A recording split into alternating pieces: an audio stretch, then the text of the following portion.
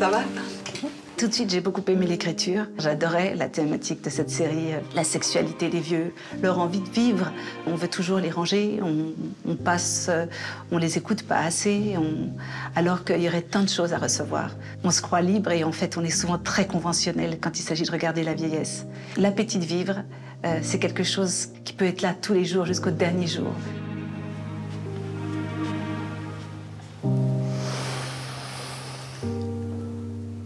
Akawangi.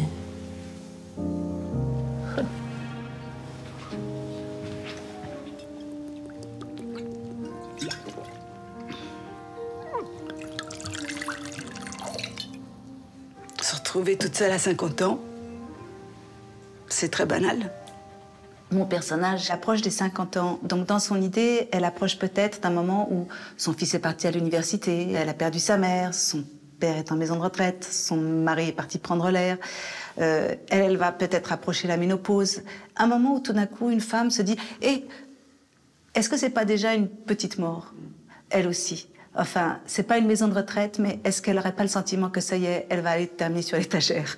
Et donc, c'est un moment où, finalement, en miroir avec son père, elle aussi, elle se sent un appétit de vivre, mais elle ne sait plus comment faire.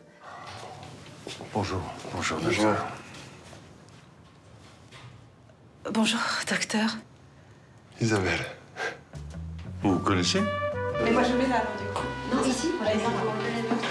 Mais en fait, il y a mille choses qui se jouent. C'est le médecin de ton papa, c'est pas le bon contexte, t'es quand même marié, et encore une fois, entre passer à l'acte et vraiment oser dire allons boire un verre, alors que, enfin, tu vois, c'est pas si simple. C'est ça ce qui est joli quand vous voyez, c'est ça, c'est que vous pouvez pas vous empêcher de sourire, quoi. Et Thomas. Oui, bah oui. Et alors, je ne voulais pas le savoir. Bon. Putain, oula. Allez, en place, allons-y tout le monde. Si vous avez envie de... Oui, attention. Voilà. Au revoir. Au revoir. À bientôt, du coup. Bonne journée. Je crois qu'on est un peu bassiné et un peu restreint et conventionnalisé, en fait, dans notre sexualité par les images de magazines qui fait que la sexualité, c'est forcément glamour, etc. Lâche ton ventre. Quel ventre? Lâche-le.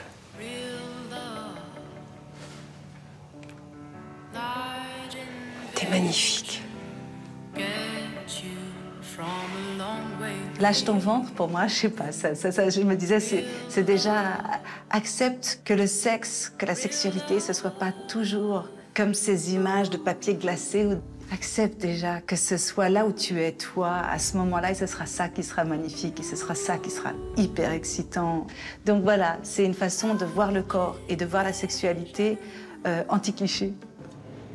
La caméra. En bas, par contre. Papa, tu sais que elle a plus toute sa tête.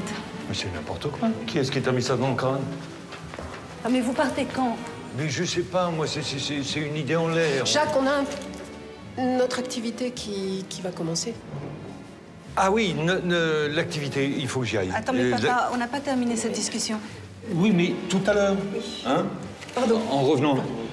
Bah, je t'attends dans ta chambre, alors. Voilà, c'est ça. Et coupé. C'est coupé. Lui, ça y est, il découvre l'amour, il est prêt à vivre une vie sexuelle torride. Et elle se rend compte qu'en fait, elle est assez conventionnelle et que, bien qu'elle aimerait avoir aussi une vie excitante, elle n'a pas cette liberté-là et elle va la trouver. Alors finalement, qui sont les vieux dans cette histoire? Attention, c'est pas ceux auxquels on croit.